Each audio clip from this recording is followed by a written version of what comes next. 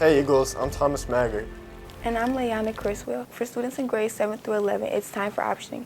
Before you sign up for your next year's classes, make sure that you submit an application for any class that requires one by January 18th so that you can make sure you're approved for the course before optioning for it in Power School.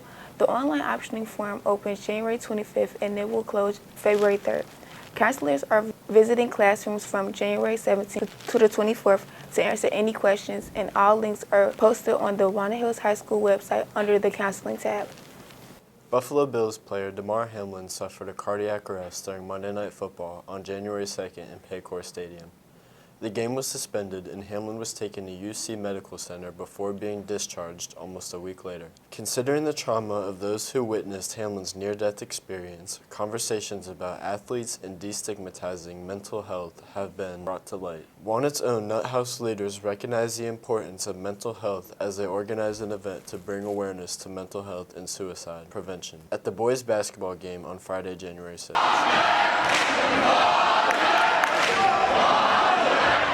The Nut House debuted a new theme at the varsity boys basketball game on January 6th. Inspired by Loveland High School student section, Nut House leaders and the athletic directors teamed up with the 988 Suicide and Crisis Lifeline Initiative to help spread awareness and resources to our student body. We had the partnerships here, and we had specialists here that if you needed to talk to somebody, if you needed more information on 988, if you didn't understand, if you had any questions, you could go to them and ask them as many questions as you need. And something in the student section, we had a bunch of signs saying 988, and if you need help, you can call 988, just different things like that. Basically, all in all, we just had different resources here that if you needed help, you can go to that. While the boys basketball team faced off against Little Miami High School, the cheering Nut House wore blue and purple to encourage students to face a harsh reality.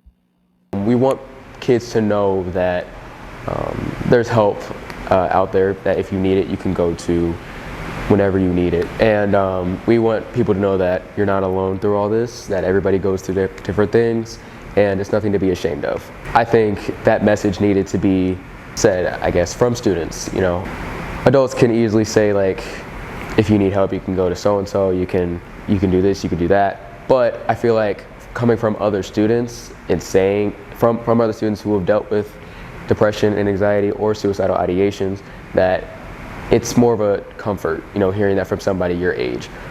I hope that we created the message that it's all right just to speak up and to talk about your issues, because it does not make you any less normal than anybody else.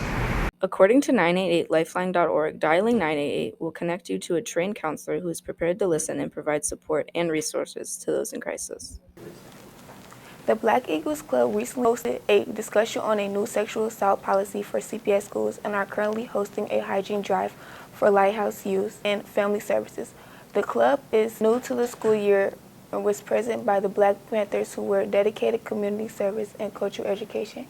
It was started by co-president Kenya Luke, who didn't feel like she belonged in the other clubs that she had tried out. She didn't need others to feel the same way she felt, so she started the Black Eagles Club last semester. The club hosted a canned food and hygiene drive, a self-defense seminar, and teamed up with the Santa Maria Community Service nonprofit. Coming up, the club is planning a cultural festival where all cultures at Walnut can bring food and educate others on the different cultures. And during Women's History Month, they will focus on sexual assault education. The club meets Tuesdays after school in room 1608 and is open to everyone. The senior dinner dance will be on February 11th in the cafeteria, and tickets will be sold the 6th through the 10th in the arcade and cafeteria during senior lunch. Seniors should also start thinking about the seals that they want on their diplomas. Ohio requires high school students to earn at least 2 seals in order to graduate, and you can find information about these seals at education.ohio.gov under the How Do I tab.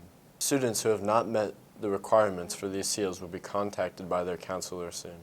The yearbook is selling senior recognition ads until February 1st. These ads, consisting of photos and messages to seniors, can be purchased under the yearbook tab on whhscbox.com. And everyone is encouraged to let their parents' friends and friends' parents know to buy a recognition ad for their favorite senior by February 1st. The deadline to pre-order a yearbook is March 1st, and books will be delivered to classrooms in May. Students who receive a yearbook will also have the Spring Lament, or extra 30 pages all about spring events, mailed to their families over the summer. That's all we have for you today. Thank you for tuning in to this episode of the Walnut Weekly. For more work by our student journalists, visit whhscbox.com.